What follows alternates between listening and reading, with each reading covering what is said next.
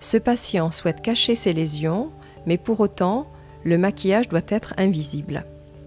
Pour Pierre qui a un psoriasis très peu squameux mais assez érythrosique, il est intéressant de tester 2 types de maquillage afin de trouver la solution la mieux adaptée à ses besoins.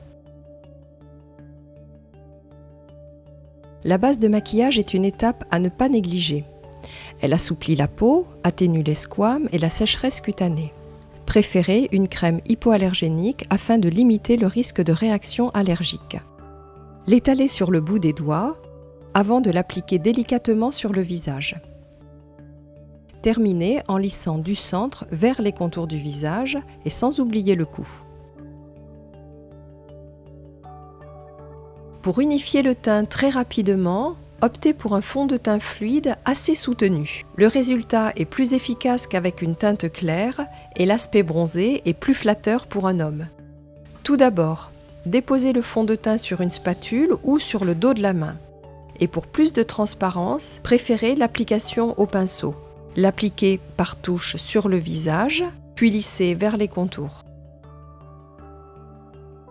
Les rougeurs du visage sont moins visibles et le teint reste très naturel.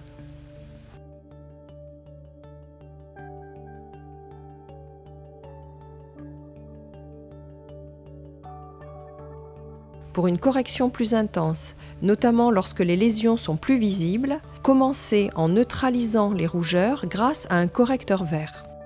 En cas d'utilisation par plusieurs personnes et par mesure d'hygiène, prélevez le correcteur avec une spatule. Frottez le doigt contre la tranche de la spatule ou directement sur le correcteur vert afin de ne pas trop en prendre. Se rappeler qu'en maquillage, il est toujours plus facile d'en ajouter que d'en enlever.